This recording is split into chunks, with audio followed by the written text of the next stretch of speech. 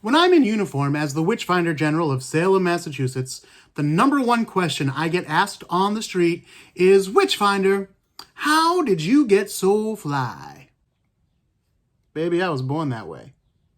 But the number two question that I get asked is, hey Witchfinder, where can I find the graves of the witch trial victims? Well, it's a complicated answer. When people ask me about the graves of the witch trial victims and where they can find them in Salem, generally they are referring to the Witch Trial Victims Memorial, which was erected in 1992 to commemorate the 300th anniversary of the witch trials themselves. Now, this is a very solemn, and it does look somewhat like tombstones, and it is next to a cemetery, so I can see where people get a little bit confused. But of course, this is not a gravesite for any of the witch trial victims. None of them are buried there, nor are they buried in the cemetery next to it, although one of the trial judges is. See if you can spot him. We have eyewitness accounts from 1692 that describe the execution and the burial of the witch trial victims. And we know from these records that they were buried rather quickly in a shallow grave near the place of execution. This is because, of course, they were excommunicated from the church when they were found guilty of witchcraft. Therefore, they could not be given a proper Christian burial, and they would not be buried in a cemetery, so they were buried very quickly in a rocky area near the place of execution. These graves were very shallow because it's not a very soily area. It's mostly rock. Like you dig up a little bit of dirt and there's a bunch of rocks under there. So these were very shallow graves. So shallow, in fact, that eyewitnesses from the time tell us that they didn't always cover the bodies completely. We are told that after he was executed, Reverend George Burroughs' body was buried in such a shallow grave that it did not cover him completely. It is said that his chin and one of his feet was sticking out of his grave. Okay, so if the witch trial victims were buried near the place of execution, it makes sense that we should look near the place of execution for the bodies. But here's the rub on that. For centuries and centuries, people thought that the place of execution was the summit of the place known appropriately enough as Gallows Hill, where a playground now stands. But just a few years back, researchers, including my friend and yours, Professor Tad Baker, concluded that the actual place of execution was closer to the bottom of the hill on a rocky outcrop known as Proctor's Ledge, which is now located kind of next to and behind a Walgreens. The spookiest Walgreens of all time. How they determined that this was the actual place of execution is a story for another time. But one of the methods they used was the use of ground-penetrating radar. Now this got a lot of people very excited because, of course, the witnesses said they were buried near the place of execution, and if you're looking for buried bodies, it seems to me a ground-penetrating radar would be a pretty good way to find such things. But here's the problem. They didn't find any. Not near Proctor's Ledge, nor anywhere else on Gallows Hill. And not only did they not find them with ground-penetrating radar, but we also have to remember that there have been centuries of development on Gallows Hill, including the aforementioned playground and the Walgreens, but there's also roads and large residential neighborhoods built into the area.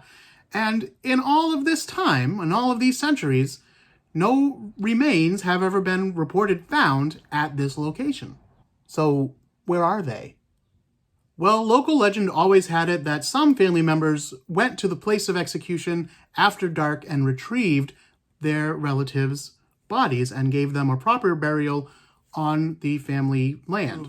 This was said to be true of John Proctor, Rebecca Nurse, and George Jacobs, to name a few. But there were other witch trial victims that I find it rather hard to believe that anybody would have risked their own life and safety. After all, if you were caught taking these bodies away, that would be a crime. And that could have a rather intense ending. I'm thinking of someone like Sarah Good, who did have family in town, but her own husband testified against her, giving testimony that she was, in fact, a witch, or that she would be soon if she wasn't already, and then called her an enemy to all good. It's hard to believe that he would then risk his own life and safety to go retrieve her body and then bury her on land, which he didn't own. So what happened to the bodies that weren't retrieved? Well, this is purely my own speculation, But I think that for a very, very, very long time, centuries in fact, almost 3 centuries, Salem, the city, was rather embarrassed by the witch trials. It is, after all, a tragedy in American/British history, and it's, not something to be proud of exactly. It was kind of seen as something just best left in the past and kind of forgotten about. And I think that if any remains had been found while people were building their homes on Gallows Hill or their businesses on Gallows Hill, they might have just kind of swept them under the rug and forgot about them. So that is my theory of what happened to many of the remains of the witch trial victims, but that's just speculation. There are memorial markers to some of the other victims. Of course, there's the large memorial that I mentioned in Salem. There's also one in Danvers, a very beautiful memorial with quotes from some of the victims. There are also little smaller memorials scattered about the area, including memorials to the Coreys, which you can find on Lowell Street in Peabody. Rebecca Nurse actually has a headstone on her family property. You can still go visit it today if you visit the Rebecca Nurse homestead. And if you've seen my other videos, you know that I recommend very highly that you do.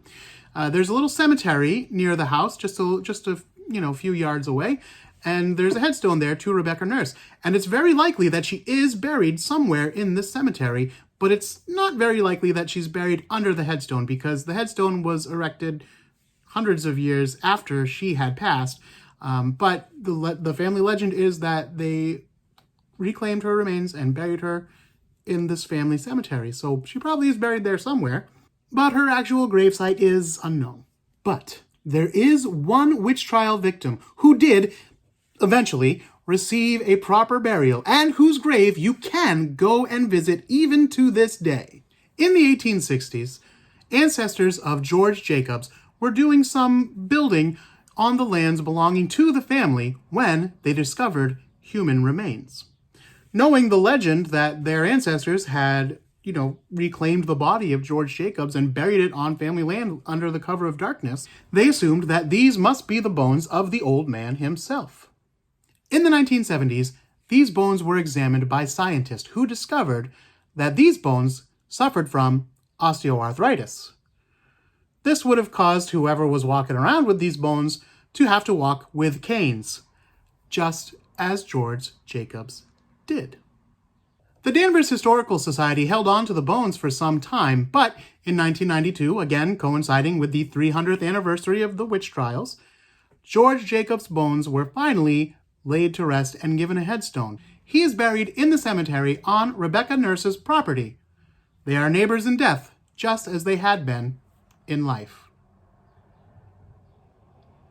So George Jacobs is the one witch trial victim whose grave you can actually go and visit.